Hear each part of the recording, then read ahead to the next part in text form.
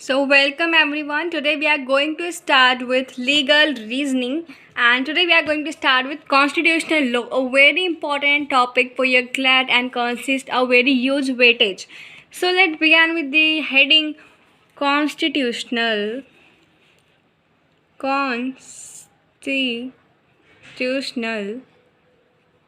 Law.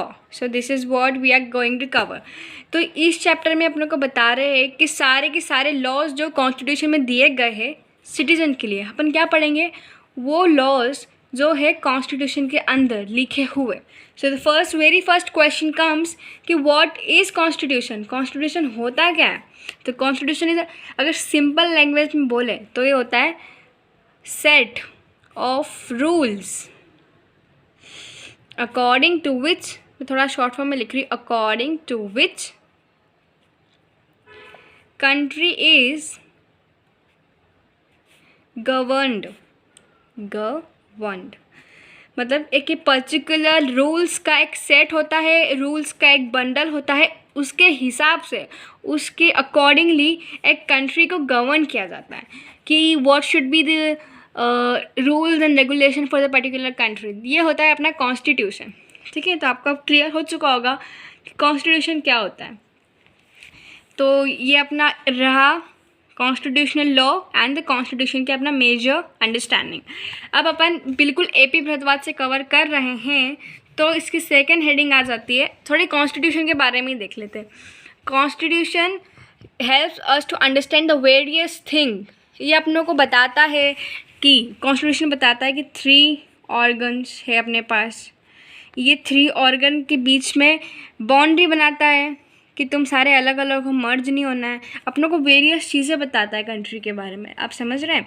और constitution जो रहता है ये सुप्रीम लॉ है, सुप्रीम लॉ है. कॉन्स्टिट्यूशन है supreme plus fundamental law. Fundamental law कहा जाता है. इंडियन कॉन्स्टिट्यूशन की बात कर रहे हैं अपन. तो कॉन्स्टिट्यूशन क्या है? Set of rules according to which country is governed, और बहुत सारी चीज़ें बताता है. साथ ही साथ अपना सुप्रीम और फंडामेंटल लॉ है Indian constitution. So this is also called as living document. तो अभी अपन ने फटाफट से कॉन्स्टिट्यूशन का एक इंट्रो कर लिया. अब अपन आ जाते हैं सेकेंड हेडिंग पे, जो कि है organs of government. Okay, so let begins with organs of government. Organs of government mainly अपनी कंट्री को, इंडिया को 3 मेन ऑर्गन्स में बांटा गया है. 1, 2 and 3. Judiciary, legislature and executive. All the 3 bodies have separate function to perform, and they are independent to each other, and they 3 और answerable to constitution. ये एक दूसरे को आंसरेबल नहीं है, इनके पास सेपरेट फंक्शंस है, एक दूसरे से क्लियरली कट ऑफ है, क्लियरली अलग है. हम नहीं बोल सकते कि ये दोनों फ्रेंड्स हैं, नहीं. They are separated from each other. अगर जुडिशरी की बात करें तो इसके अंदर आता है जज रिलेटेड, कोर्ट रिलेटेड. आपको याद करने के लिए मैं बता रही हूँ keywords.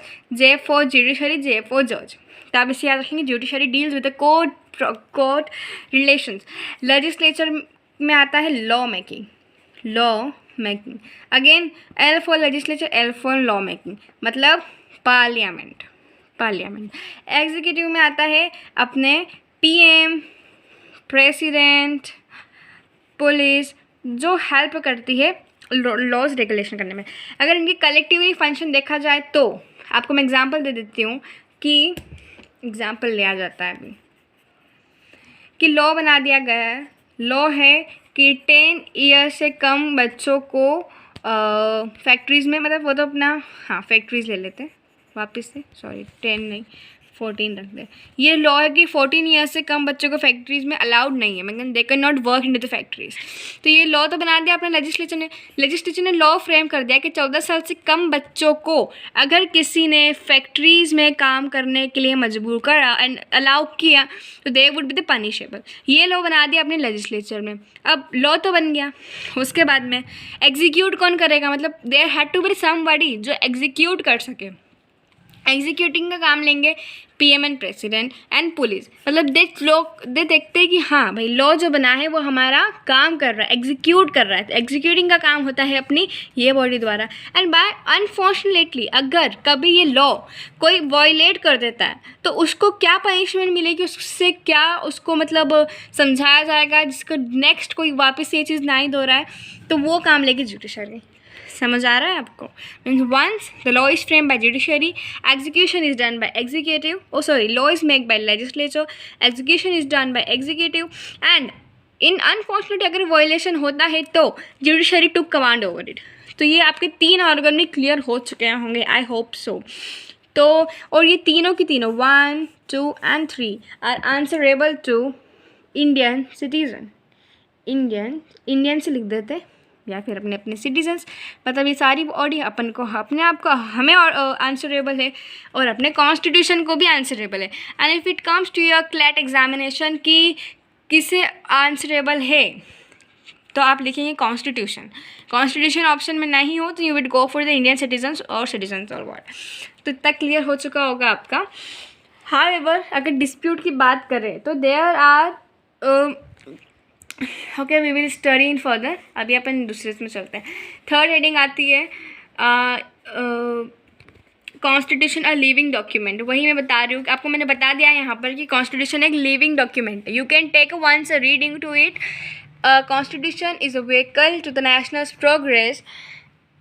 It is legal and social document and new circumstances.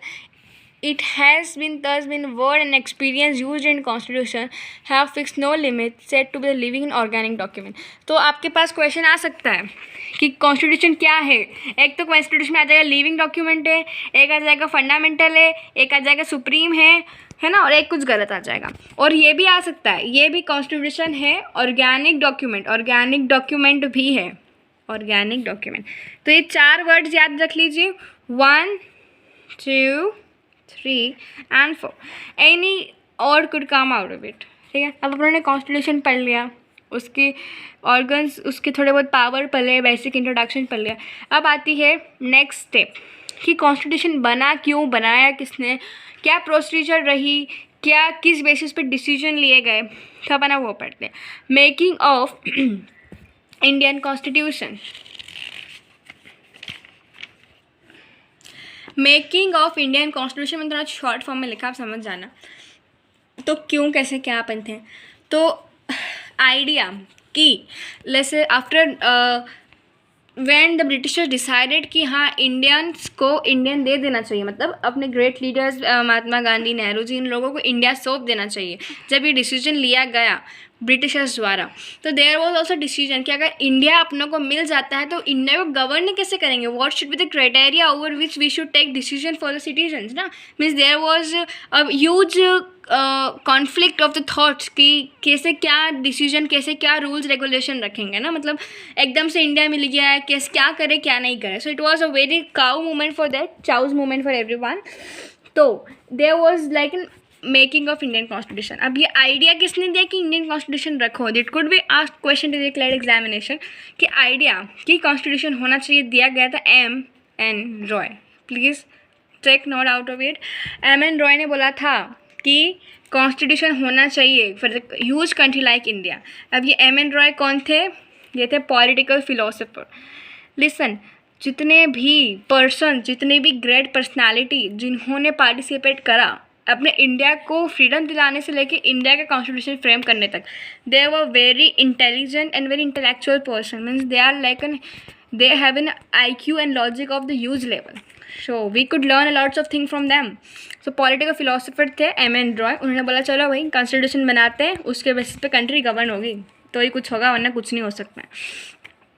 तो जो अपना कॉन्स्टिट्यूशन था वो किसके द्वारा बनाया गया? आइडिया तो M.N. रॉय ने दे दिया, चलो भाई बनाते हैं।